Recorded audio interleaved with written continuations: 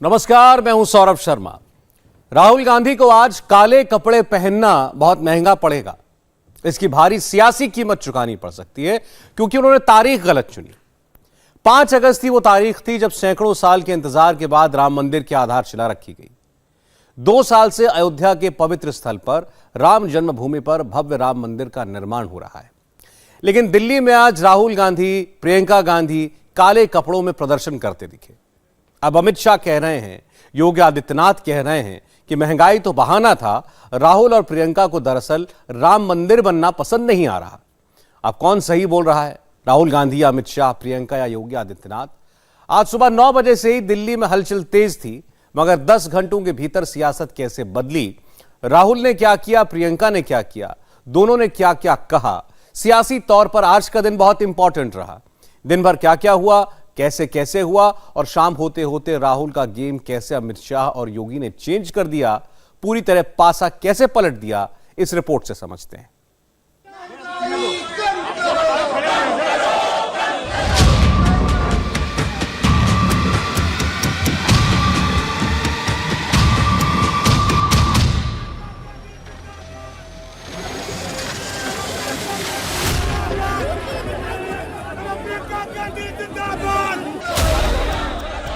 मोदी को हिटलर बताने के लिए प्रधानमंत्री पर हिट जॉब के लिए 3 टीम मैदान में उतरी। संसद भवन वाली टीम को सोनिया ने लीड किया। विजय चौक वाली टीम का कप्तान राहुल को बनाया गया। 24 अकबर रोड पर प्रियंका ने बीच सड़क बैठकर मोदी मोदी किया।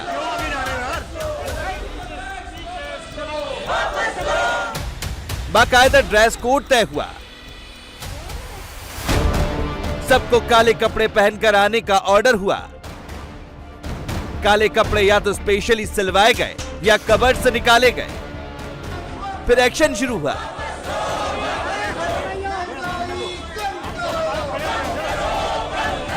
मोदी पर खूब हो हल्ला हुआ।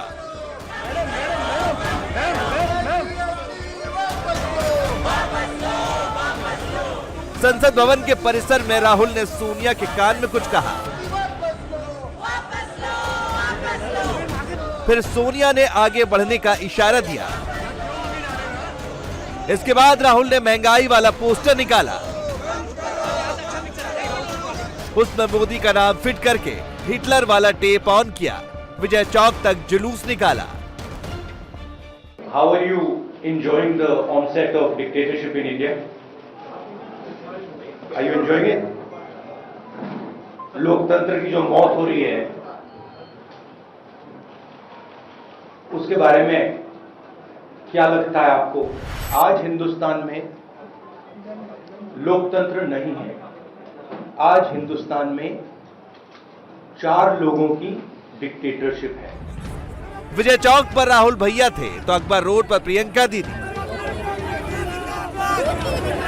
दीदी ने बैरिकेडिंग तोड़ी, एक तरफ से दूसरी तरफ कूदी।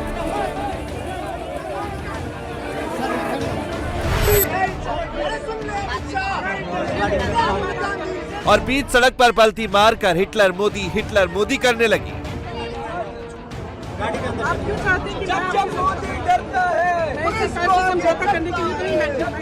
राहुल गांधी भी काले कपड़े पहनकर आए हुए अपना विरोध जताने के लिए। देखिए, अभी जो बैरिकेडिंग है उसको तोड़कर आगे बढ़ना चाहते हैं कांग्रेस के कार्यकर्ता। ये देखिए, बैरिकेडिंग यहाँ पर तोड़ दी गई है। प्रियंका गांधी वाड्रा वहाँ पर बैरिकेड पर चढ़ी हुई है। प्रियंका गांधी वाड्रा देखिए बैरिकेड से कूदकर उस तरफ पहुंच गई है प्रियंका गांधी। और अभी देखिए जो गाड़ी खड़ी है इसमें अंदर प्रियंका गांधी वाड्रा है। यहाँ से जो है इनको आगे ले जाया जा रहा है। प्रियंका गांधी वाड्रा को जबरदस्ती यहाँ से ये दिल्ली पुलिस की जो महिला पुलिसकर्मी है उन्होंने खींच करके उनको इस गाड़ी में बैठाया है। दिल्ली पुलिस की ये गाड़ी है।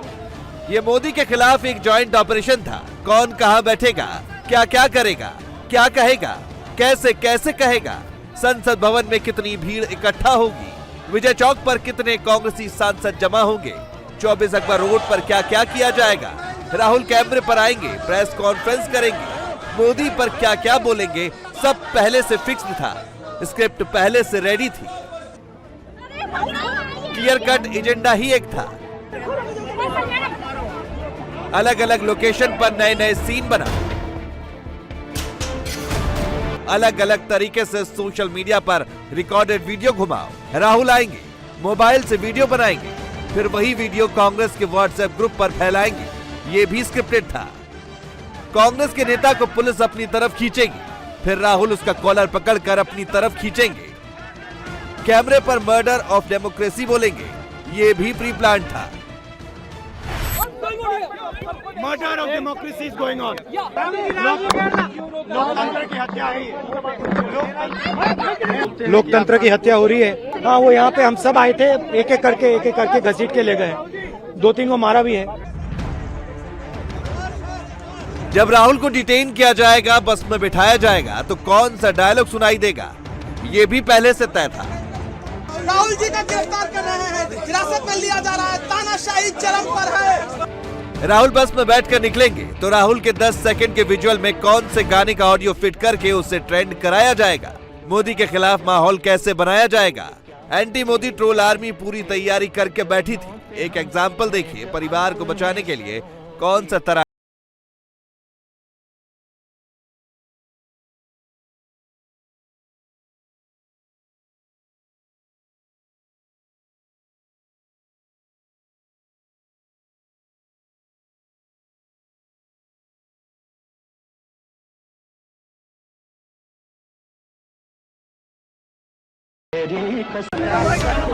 एक तरफ राहुल के अलग अलग वीडियो फ्रेम घुमाए जा रहे थे, उसमें मोदी वाला ऑडियो फिट किया जा रहा था।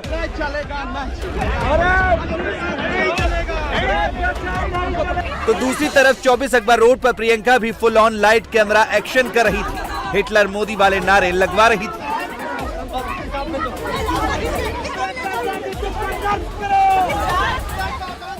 कभी बोतल फेंक रही थी, कभी पुलिस कर्मियों से बहस कर रही थी।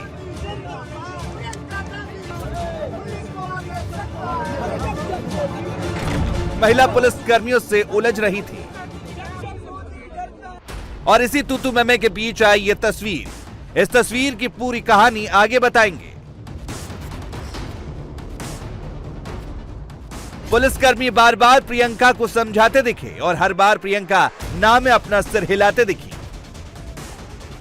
लाख मान मनोवल के बाद भी जब प्रियंका नहीं मानी तो पुलिस को सख्ती करनी पड़ी। उन्हें जबरन उठाना ही पड़ा।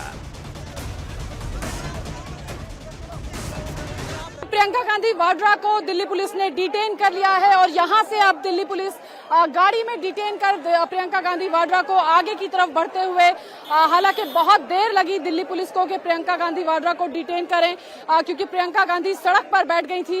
देखिए तस्वीरें दिनेश देवांगन दिखा रहे हैं। इसी गाड़ी में प्रियंका गांधी वाड्रा को डिटेन करके दिल्ली पुलिस की जो टीम है वो यहाँ से ले जा रही है। प्रियंका गांधी काफी देर तक बैठी रही सड़क पर, कोशिश करती रही कि वो यहाँ से हट जाए। धारा 144 का हवाला भी उनको दिया गया, लेकिन प्रियंका गांधी हटने को तैयार नहीं हुई। और अभी देखिए इसी गाड़ी में दिल्ली पुलिस जो है प्रियंका गांधी को डिटेन करके आगे ले जा रही है। आगे और पीछे कांग्रेस के कार्यकर्ता हैं जो लगातार नारेबाजी कर रहे हैं और यहाँ पर प्रियंका गांधी वाड्रा जो है वो बैठी हुई है। जैसे ही पुलिस का एक्शन शुरू हुआ, कांग्रेस का इकोसिस्टम एक्टिव हो गया। प्रियंका के छोटे छोटे वीडियो वायरल कराए जाने लगे। पूछा जाने लगा कि प्रियंका के साथ ऐसा दुर्व्यवहार पुलिस ने किया तो कैसे किया, इतनी हिम्मत कहां से मिली। इसके जवाब में बीजेपी ने प्रियंका का वीडियो जारी कर दिया। प्रियंका पर आरोप लगाया कि उन्होंने ऑन ड्यूटी पुलिस कर्मियों पर हमला किया, महिला पुलिस कर्मियों को किक मारी। बात इतने पर खत्म नहीं हुई। बीजेपी ने प्रियंका की एक और तस्वीर घुमाई। प्रियंका की फोटो पर सर्कल लगाकर यह बताया कि उन्होंने महिला पुलिसकर्मी का हाथ मरोड़ डाला। भोपाल, लखनऊ, नागपुर, चंडीगढ़, विजयवाड़ा, आप कोई भी लोकेशन ले लीजिए, हर जगह एक जैसे ही सीन्स की शूटिंग हुई। दरअसल ये कुछ और नहीं, ये मोदी के विरुद्ध कांग्रेस का परिवार बचाव वाला युद्ध था। महंगाई वाला पोस्टर और सिलेंडर वाला हथकंडा तो सिर्फ एक सियासी हथियार था। कांग्रेस कार्यकर्ता के घर से खाली सिलेंडर ला लाकर मोदी ने ये कर डाला, वो कर डाला वाला माहौल बनाने का ही इरादा था। ये खाली सिलेंडर जो है यहाँ कांग्रेस कार्यालय में लाए जा रहे हैं और आज कांग्रेस जो महंगाई पर अपना प्रदर्शन करेगी उसमें ये सिलेंडर्स भी देखने को मिलेंगे। धीरज जी, ये सिलेंडर्स के साथ जोरदार प्रदर्शन होगा क्या आज? प्रियंका गांधी जी आज खुद देश को ये संदेश देने के लिए कि आज महंगाई से लोगों की कमर टूट चुकी है, खुद ये सिलेंडर यहाँ से लेकर निकलेगी। लेकिन बीजेपी कह रही है कि आप ईडी को डराना धमकाना चाहते हैं, इसलिए ये प्रदर्शन है। महंगाई सिर्फ नरेंद्र मोदी ये सोच ले कि हम महंगाई, बेरोजगारी, लोगों के खिलाफ अत्याचार और अन्याय के खिलाफ लड़ाई लड़ते रहेंगे, चाहे वो ईडी लाए, चाहे सीबीआई लाए, चाहे खुद आ जाए। इनको लगता है कि जितने भी इनके विपक्ष में जो कुछ कहता है उनको ये दबा सकते हैं, और इनको ये लगता है कि दबाने के बाद, ऐसे अपनी फोर्स दिखाने के बाद हम चुपचाप से समझौता करके बस में बैठ जाएंगे इनके साथ। तो क्यों करें हम तो एक मकसद से है ना यहाँ। हमारा मकसद ये है कि हम, इनके मंत्री कह रहे हैं इनको महंगाई नहीं दिखती, तो हम पीएम हाउस तक चल के महंगाई दिखाना चाहते हैं, गैस का सिलेंडर दिखाना चाहते हैं जो आज कोई खरीद नहीं सकता है, और कोई कुछ ना बोले। उनके लिए महंगाई तो है नहीं, उन्होंने तो पूरी देश की संपत्ति, मोदी जी ने पूरे देश की संपत्ति अपने दोस्तों को दे दी है, उन पे कभी कोई कार्रवाई नहीं है। 2-4 लोग रईस हो गए हैं, उनके महल बने हुए हैं, लेकिन जो आम जनता वो तरस रही है, तड़प रही है।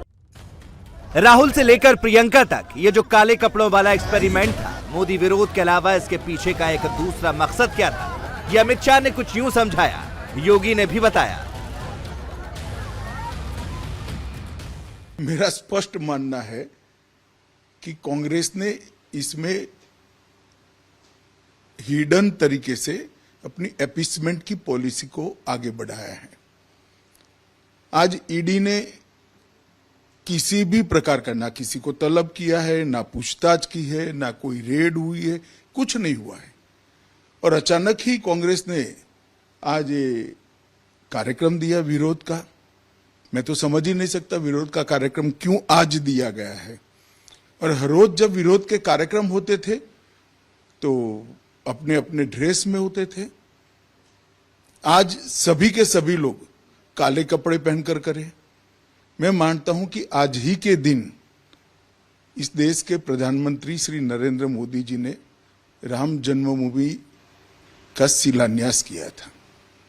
550 साल पुरानी ये समस्या का बहुत शांतिपूर्ण तरीके से समाधान निकला था, और कहीं पर भी देश में ना दंगा हुआ था, ना हिंसा हुई थी, और शांतिपूर्ण तरीके से करोड़ों करोड़ों लोगों की श्रद्धा को परवान चढ़ाने का काम इस देश के प्रधानमंत्री ने किया था।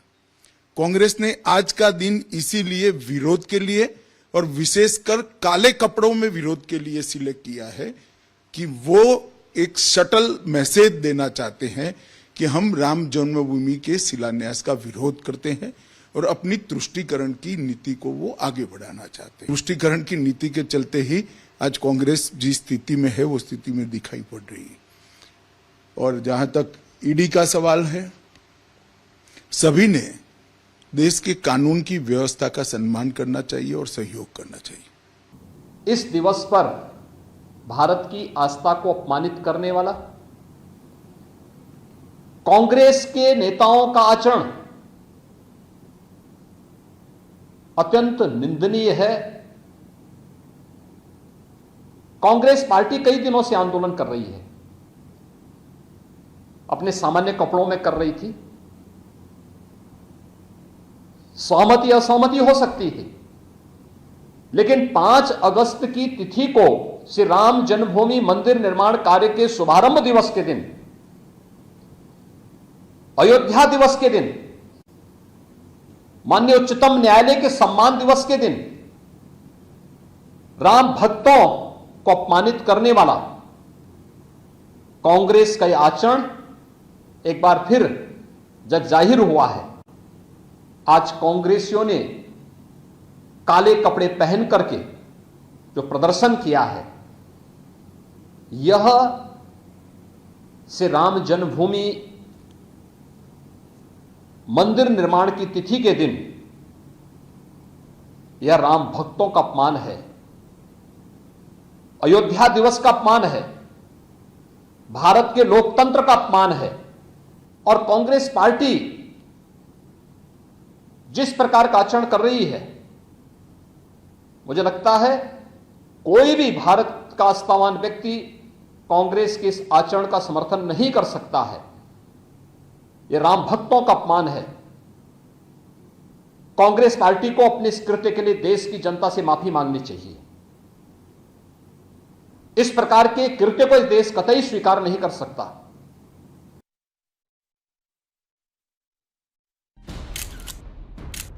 शुक्रवार को दिन भर महंगाई के नाम पर जो पारिवारिक लड़ाई लड़ी गई, उसके सेंटर में ही मोदी थे। यह स्क्रिप्ट तो गुरुवार रात में ही लिख ली गई थी। शुक्रवार सुबह सुबह राहुल ने बस एंटी मोदी लाइन फिट कर दी। डेमोक्रेसी खतरे में है से लेकर मोदी डरता है, मोदी हिटलर है, मोदी झूठे हैं, देश की संवैधानिक संस्थाओं पर आरएसएस का कब्जा है, मोदी मुझसे डरता है। आधे घंटे की प्रेस कॉन्फ्रेंस में राहुल ने कम से कम 10 बार डेमोक्रेसी वाला टैक्स रिपीट किया।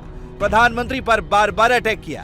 हमें ना बोलने दिया जाता है, पार्लियामेंट हाउस में हमें डिबेट नहीं करी जाती, अलाउ करी जाती है, हमें अरेस्ट किया जाता है। ये आज हिंदुस्तान की हालत है। जो धमकाता है वो डरता है। ये बात आप समझ लीजिए, जो डरता है वो धमकाता है। किससे डरते हैं? जो आज हिंदुस्तान की हालत है उससे डरते हैं। जो उन्होंने वायदे किए थे, जो उन्होंने पूरे नहीं किए, उससे डरते हैं। जनता की जो शक्ति है उससे डरते हैं। क्यों डरते हैं? क्योंकि झूठ बोलते हैं। 24 घंटा ये लोग झूठ बोलते हैं। लोकतंत्र आज हिंदुस्तान में नहीं है, खत्म हो गया है। Democracy is now a memory in India, it is nothing more, and there are consequences to this. इतना मैं सच्चाई बोलूंगा उतना मेरे ऊपर आक्रमण होगा। मेरी प्रॉब्लम यह है कि मैं सच्चाई बोलता हूं, मैं डरता नहीं हूं। तो मैं अपना काम करूंगा, लोकतंत्र के लिए खड़े होने का काम करूंगा, महंगाई का मुद्दा उठाने का काम करूंगा, बेरोजगारी का मुद्दा उठाने का काम करूंगा, और मेरे ऊपर और आक्रमण होंगे। यह सच्चाई है। राहुल जिस लोकतंत्र की दुहाई देकर मोदी पर अटैक कर रहे हैं, उसी लोकतंत्र ने एक बार नहीं 2-2 बार नरेंद्र मोदी को देश का प्रधानमंत्री बनाया। राहुल जितना मोदी पर सियासी अटैक करते हैं, पब्लिक उतना मोदी को सपोर्ट करती है। इतिहास गवाह रहा है, और आज राहुल ने चुनाव जीतने के लिए मोदी को हिटलर बताकर एक बार फिर 24 के लिए मोदी की सीट बढ़ा दी, अपनी सियासत पर कुल्हाड़ी मार ली। हिटलर भी चुनाव जीत के आया था। हाँ, हिटलर भी चुनाव जीत जाता था।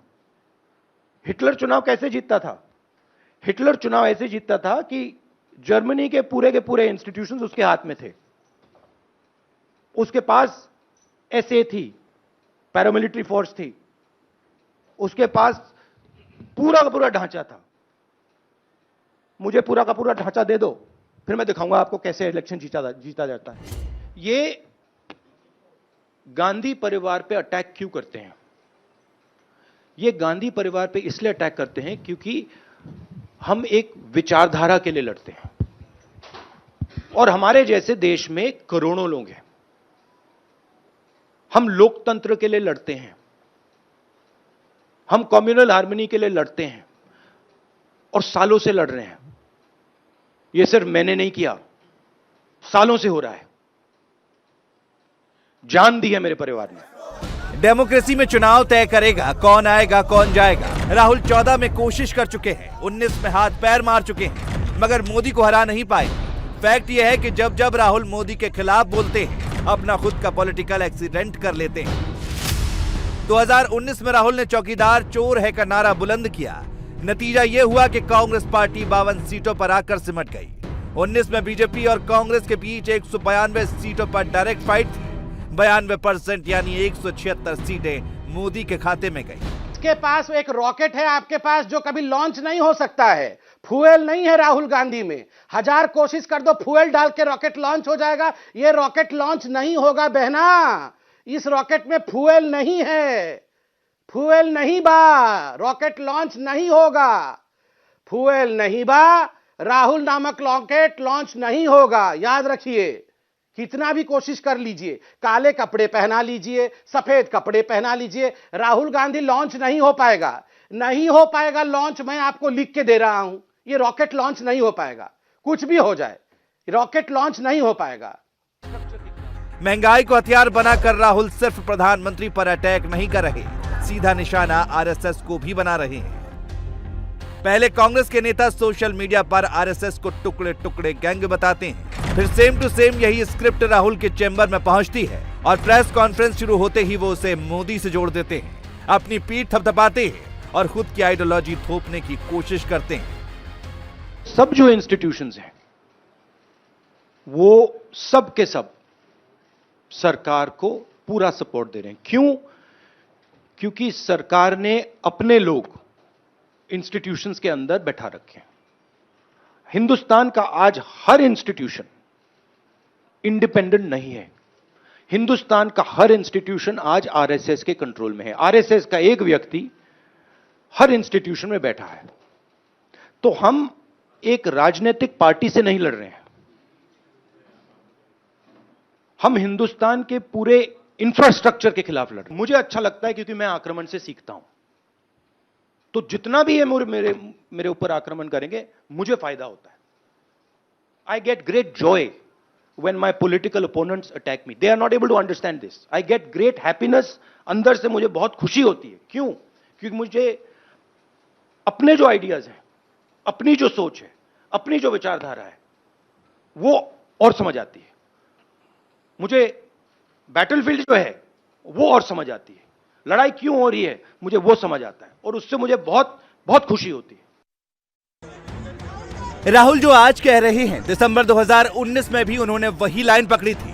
तब राहुल ने यह ट्वीट किया था, मगर इसके बाद कांग्रेस की क्या दुर्गति हुई ये भी देखिए। उस वक्त दिल्ली विधानसभा चुनाव में कांग्रेस रिकॉर्ड लो पर पहुंच गई थी। उसे 5% से भी कम वोट मिले। कांग्रेस के 63 कैंडिडेट्स की जमानत जब्त हो गई। मार्च 2021 में राहुल ने असम में कहा मोदी 24 घंटे झूठ बोलते हैं। नतीजा ये हुआ कि असम में कांग्रेस 29 सीटों पर सिमट गई, बीजेपी 60 सीटें जीत गई। फरवरी 2022 में राहुल ने मोदी के मित्रों वाली स्क्रिप्ट लिखकर प्रधानमंत्री पर हमला किया। मार्च 2022 में राहुल ने मोदी पर आरोप लगाया कि वो हिंदू धर्म की नहीं झूठ की रक्षा करते हैं, कुर्सी बचाने के लिए झूठ बोलते हैं। नतीजा ये हुआ कि यूपी चुनाव में कांग्रेस का सुपड़ा साफ हो गया। 403 में से सिर्फ 2 सीटें कांग्रेस के खाते में आई। वोट शेयर 2.3% पर आ गया, जबकि राहुल की गाली यहां भी मोदी को नुकसान नहीं पहुंचा पाई। बीजेपी ने यूपी में 255 सीटों के साथ लगातार दूसरी बार सरकार बनाई। ये सारे फैक्ट्स हमने आपको इसलिए बताए क्योंकि कैमरे पर सफेद कपड़ों में मोदी को हिटलर बताकर, डेमोक्रेसी खतरे में है का नारा लगाकर और काले कपड़ों में शोर शराबा करके, सड़क से लेकर संसद तक पब्लिसिटी स्टंट करके, राहुल को प्रमोट करके, मोदी पर अटैक करके कांग्रेस का भला नहीं होने वाला। राहुल गांधी आए, उन्होंने मीडिया वालों को कहा कि कैसे हैं, लोकतंत्र समाप्त हो गया, आप लोग कैसे हैं, लोकतंत्र की हत्या हो गई। प्रेस कॉन्फ्रेंस समाप्त, अब आप लोग प्रश्न उत्तर पूछिए। तो महंगाई का तो म भी नहीं कहा। उसके बाद जितने भी प्रश्न उत्तर हुए हैं उसमें एक ही विषय सामने आया है, गांधी परिवार, गांधी परिवार, गांधी परिवार। गांधी परिवार सबसे अच्छा परिवार है। गांधी परिवार एक परिवार नहीं, एक विचारधारा है। गांधी परिवार बलिदानी परिवार है। गांधी परिवार 32 सालों से एकदम त्याग की प्रतिमूर्ति बना हुआ है। यह डिजाइनर प्रोटेस्ट है, डिजाइनर प्रोटेस्ट ने आप देखिए, डिजाइनर प्रोटेस्ट है। सुबह राहुल गांधी सफेद कपड़े पहन के आते हैं, सफेद कपड़े में बोलते हैं डेमोक्रेसी का डेथ हो गया, डेमोक्रेसी मर गई, डेमोक्रेसी का डेथ हो गया, डेथ ऑफ डेमोक्रेसी। 5 मिनट बाद काले कपड़े में आ जाते हैं मातम मनाने के लिए। बताइए ये क्या ड्रामा चल रहा है। एक लाइन में पूरा घटनाक्रम समझे तो बात यही है कि मोदी के विरुद्ध ये कांग्रेस का परिवार बचाओ वाला युद्ध है। ईडी के एक्शन से गांधी परिवार का पूरा इकोसिस्टम टेंशन में है, इसलिए मोदी के खिलाफ इतना भीषण रण है। मगर असली रण जनता की अदालत में होगा। 24 तय कर देगा कि देश में लोकतंत्र है या लोकतंत्र वाकई खतरे में है। ईडी, महंगाई, ये सभी बहाने हैं। ये सभी मुद्दों पर एक सप्ताह से और एक प्रकार से देखें तो जब से सदन शुरू हुआ तब से कांग्रेस विरोध भी कर रही है, प्रदर्शन भी कर रही है। आज क्या था? हर रोज प्रदर्शन करते हैं तो वैसे ही प्रदर्शन करते हैं, जो कपड़े घर से पहनकर आए हैं उसी कपड़ों में करते हैं। मगर आज 5 अगस्त है। हर रोज जो प्रदर्शन करते थे आप सभी ने भी देखे हैं, आप सभी ने भी उनके कपड़े देखे हैं। आज सभी लोग, बड़े से बड़े नेता से लेकर छोटे से छोटे कार्यकर्ता तक, सारे कांग्रेसी काले कपड़े पहनकर आए थे। प्रच्छन्न रूप से उन्होंने एक संदेश भेजने का प्रयास किया है कि राम जन्मभूमि का जो शिलान्यास हुआ वो, और अब जो भव्य मंदिर बनने जा रहा है, दोनों के साथ हमारा विरोध है और हम इसी के लिए प्रदर्शन कर रहे हैं। कहने की तो हिम्मत नहीं है, मगर आज भी इतनी जगह शिकस्त खाने के बाद भी कांग्रेस अपनी तुष्टीकरण की राजनीति छोड़ नहीं रही है। मेरा स्पष्ट मानना है कि उन्होंने 5 अगस्त के दिन श्री राम जन्मभूमि मंदिर का जो शिलान्यास हुआ है, इसी के विरोध के कारण ही काले कपड़े पहनकर विरोध किया है, अति तीव्रता के साथ विरोध किया है। आगे बढ़ते हैं। चीन थोड़ा डर गया है क्योंकि ताइवान, अमेरिका और जापान तीनों एक साथ आ गए। दावा तो यह भी है कि चीन सिर्फ दिखाने के लिए 2 कदम पीछे हटा है। चीन की आर्मी चकमा दे रही है। कैमरे के सामने चीनी फौज कुछ और बोल रही है और असल में वॉर जोन में कुछ और ही चल रहा है। तो क्या युद्ध होगा या युद्ध टल जाएगा? चीन अमेरिका से लड़ेगा या सिर्फ धमका रहा है? ताइवान बॉर्डर पर इस वक्त बहुत कुछ चल रहा है।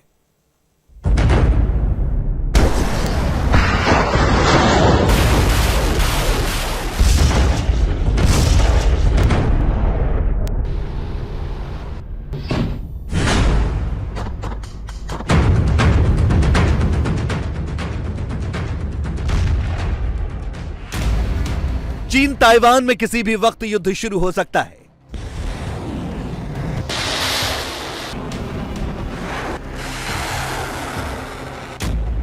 अजरबैजान आर्मेनिया में फिर से जंग शुरू हुई।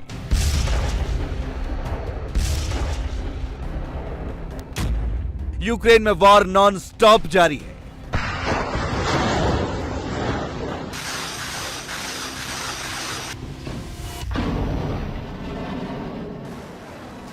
युद्धाभ्यास के आगे युद्ध, युद्ध के आगे महायुद्ध, महायुद्ध के आगे विश्व युद्ध। दुनिया एक बार फिर वर्ल्ड वॉर की तरफ बढ़ रही है। वर्ल्ड मैप में देखें तो 3 वॉर जोन में गोले गरज रहे हैं, धमाके हो रहे हैं। कहीं जंग जबरदस्त है तो कहीं जान लेने की तैयारी है। और सबसे जरूरी बात, तीनों जोन में वर्ल्ड सुपर पावर इन्वॉल्व है। चीन जिसको युद्धाभ्यास कह रहा है, जिस तरह से एक के बाद एक मिसाइल, सैकड़ों रॉकेट दाग रहा है, वो वॉर एक्सरसाइज नहीं है, वो सैन्य अभ्यास नहीं है, बल्कि वो युद्ध से ठीक पहले अपने टारगेट और अपने वेपन की टेस्टिंग। ये खुद चाइनीज फौज कह रही है, अभ्यास पूरा हुआ, अब युद्ध होगा, प्रचंड होगा। हमने लॉन्ग रेंज की फायर शूटिंग की सफलतापूर्वक ड्रिल पूरी की और अपने लक्ष्य को पूरा किया। इस ड्रिल से जवानों को असली युद्ध का अनुभव मिला है और युद्ध जीतने के लिए सेना के अधिकारियों और सैनिकों के आत्मविश्वास को बढ़ाया है। हम कम्युनिस्ट पार्टी के आदेशों का पालन करेंगे और सुनिश्चित करेंगे कि हमारी तोपें कभी लक्ष्य से ना चूकें। चीन जो कुछ कर रहा है वो बहुत बड़ा वॉर प्लान है। चीन ने जो रॉकेट दागे हैं, जो मिसाइल फायर की, उनके टारगेट को जब ट्रैक करेंगे तो एक अलग ही युद्ध नीति नजर आएगी। चीन ने 3 मिसाइल बेस बनाए हैं जिनसे DF-15B मिसाइल दागी गई। गांजो की बेस 61 की 616 ब्रिगेड का टारगेट ताइवान के इधर है। शेनग्राओ से 613 ब्रिगेड की DF-15B मिसाइल का टारगेट ताइवान के पीछे तरफ का एरिया है। जिहुआ की 617 मिसाइल ब्रिगेड के निशाने पर वो एरिया है जहां से अमेरिकी युद्धपोत आएंगे। इसके अलावा पिंग 10 पर PHL-19 मल्टी रॉकेट लॉन्चर तैनात है, जिसको तटीय इलाके की सुरक्षा का जिम्मा मिला है। ये वही तोपें हैं, आर्टिलरी है जो आपने मैप में देखी। इनको तैनात किया गया है ताइवान के रिएक्शन का जवाब देने के लिए। हमारे सारे अधिकारी और जवान हर तरह की चुनौती के लिए तैयार हैं। किसी भी वक्त रॉकेट लॉन्च करने और टारगेट को तबाह करने के लिए रेडी हैं। हमें जैसे ऑर्डर मिलेंगे हम वैसे लड़ेंगे। जो भी बाहरी ताकतें ताइवान की आजादी की साजिश कर रही हैं, उनको जवाब देंगे। चाइनीज हेलीकॉप्टर की गड़गड़ाहट ताइवान में गूंज रही है। ताइवान के लोग ये जानते और मानते हैं चीन इतनी तैयारी के साथ सिर्फ धमकी देने नहीं आया है, बल्कि ये जंग की शुरुआत है। मेरे ख्याल से पूरा ताइवान चाइनीज मिसाइल की रेंज में है और हमारी मिसाइल उनका पता भी नहीं लगा पाएंगी। लेकिन उम्मीद है सरकार सही वक्त पे हमें बता देगी ताकि हम सुरक्षित जगह जा सकें। ये चाइनीज बॉम्बर्स हैं जो ताइवान के चारों तरफ उड़ान भर रहे हैं, जो अकेले ही ताइवान की मिलिट्री बेस को तबाह करने के लिए काफी है। चीन बॉम्बर नंबर 1 जियान H-6K जो 12,000 किलोग्राम बम कहीं भी गिरा सकता है। इसकी रेंज 6,000 किलोमीटर की है, स्पीड 1,050 किलोमीटर प्रति घंटा और 42,000 फीट से बम गिराने में सक्षम है। चीन की सबसे बड़ी ताकत H-2O स्टेल्थ बॉम्बर है, रेंज 8,500 किलोमीटर, 10 टन बम के साथ उड़ान भर सकता है। ताइवान पर जीत और हार का फैसला जल और नभ से होगा। अगर ये जंग सिर्फ ताइवान और चीन के बीच तक रहे तो ताइवान कुछ घंटों में जंग हार जाएगा। चीन के पास 1570 फाइटर जेट्स हैं, ताइवान के पास 288। अटैक हेलीकॉप्टर्स की बात करें तो चीन के पास 281, ताइवान के पास 91। चीन के पास 41 जंगी जहाज हैं, ताइवान के पास 4। चीन के पास 2 एयरक्राफ्ट हैं, ताइवान के पास 1 भी नहीं। ये सच है, चीन पहले भी ताइवान को हरा सकता था, आज भी ताइवान को आराम से हरा सकता है। लेकिन जैसे ही अमेरिका की एंट्री होती है पूरा वॉर समीकरण बदल जाता है। हर बार ताइवान के साथ अमेरिका खड़ा हुआ और हर बार चीन को झुकना पड़ा। इस बार भी अमेरिका जंग के लिए तैयार है। These provocative actions ये भड़काने वाली कार्रवाई हमने देखा है कि कैसे बीजिंग ने ताइवान का स्टेटस बदलने की कोशिश की है। उदाहरण के लिए पिछले 2 वर्षों में चीन और ताइवान को अलग करने वाली सीमा पर चाइनीज फाइटर्स की संख्या दोगुनी से ज्यादा हो चुकी है। ताइवान के खिलाफ आर्थिक या राजनीतिक हस्तक्षेप और साइबर हमलों तक किए। against Taiwan. Now, चीन ताइवान के चारों तरफ जो युद्ध अभ्यास कर रहा है उसको P-8 पोसाइडन प्लेन से अमेरिका देख रहा है। अमेरिकी जहाज वॉर जोन के ऊपर मंडरा रहे हैं। इस वक्त दुनिया के 2 हिस्सों में जबरदस्त जंग चल रही है और चीन ताइवान के बीच जंग का ऐलान बाकी है। सबसे खास बात है कि दुनिया के 3 सुपर पावर अमेरिका, रूस और चीन डायरेक्ट या इनडायरेक्ट तरीके से तीनों ही एरिया में इन्वॉल्व हैं। 2 साल बाद अजरबैजान और आर्मेनिया फिर धधकने लगा है। ये अजरबैजान के ड्रोन हैं जो चुन चुन कर आर्मेनिया की आर्मी पर हमला कर रहे हैं। अजरबैजान के हमले में 3 आर्मेनिया के जवान मारे गए हैं। जब आर्मेनिया बदला लेगा, इस जंग में अजरबैजान के साथ रूस, चीन है तो आर्मेनिया के साथ अमेरिका। यूक्रेन ऐसा बैटल ग्राउंड है जिसमें रूस और अमेरिका दोनों ही एक दूसरे के खिलाफ जंग लड़ रहे हैं। बस अमेरिका हथियार दे रहा है, गोलियां चलवा रहा है। ये यूक्रेन का असली मैप है जिसको दुनिया से मान्यता मिली है। लेकिन रूस ने यूक्रेन का नया नक्शा जारी किया है जिसमें यूक्रेन का सारा हिस्सा रूस के अंदर दिखाया है। बस कीव शहर को यूक्रेन का हिस्सा दिखाया गया है।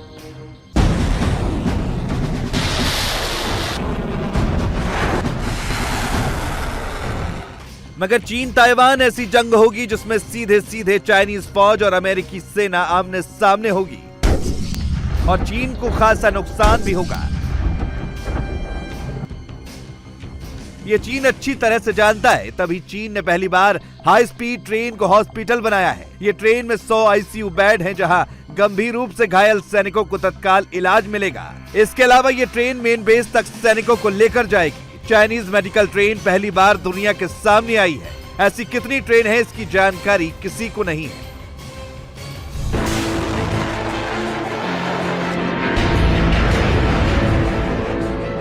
चीन युद्ध की तैयारी कर रहा है तो अमेरिका भी अपने सहयोगियों के साथ चीन के खिलाफ तैयारी कर रहा है। अमेरिका की वॉर एक्सरसाइज में 5 देशों के 5000 सैनिक हैं।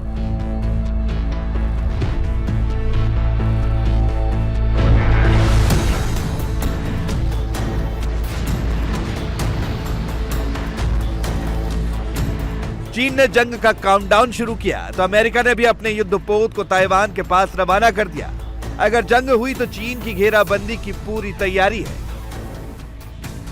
चीन के करीब दक्षिण Korea, Japan, Thailand, Indonesia, Philippines और सिंगापुर में अमेरिका के मिलिट्री बेस हैं।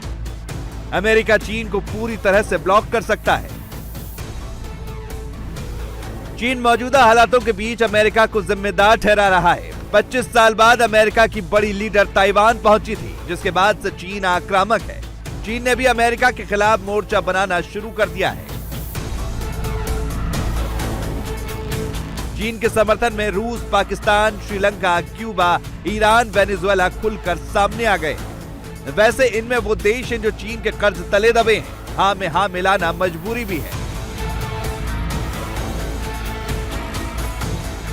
चीन एक बात अच्छी तरह से जानता है, ये जंग सिर्फ ताइवान तक सीमित नहीं रहेगी, बल्कि इसका असर वर्ल्ड लेवल पर होगा। जैसे रूस के खिलाफ यूरोप, अमेरिका एक साथ है, यूक्रेन की मदद हो रही है, ऐसी ही ताइवान की मदद होगी। लेकिन इस बार चीन रिस्क लेने को तैयार है।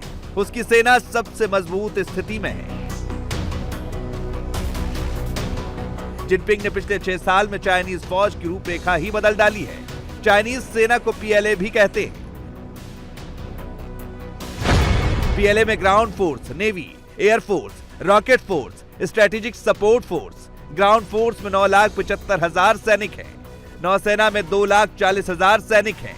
एयरफोर्स में 3,95,000, रॉकेट फोर्स में 1 लाख जवान हैं। ये सेना परमाणु बम और मिसाइल अटैक संभालती है। स्ट्रेटेजिक सपोर्ट फोर्स को 2015 में तैयार किया गया, जिसमें 1,75,000 सैनिक हैं। इसके बारे में चीन ने ज्यादा जानकारी नहीं दी है, लेकिन एक्सपर्ट का मानना है कि ये स्पेस आर्मी भी है। 68 साल के शी जिनपिंग इस दशक में चीन के सबसे बड़े नेता बनकर उभरे हैं। वो अब 3री बार राष्ट्रपति पद की शपथ लेंगे। कम्युनिस्ट सरकार जिनपिंग को युगांतकारी नेता घोषित करना चाहता है, जिसके बाद उनके खिलाफ बोलना भी अपराध होगा। लेकिन इससे पहले जिनपिंग ताइवान को चीन के नक्शे में मिलाना चाहते हैं।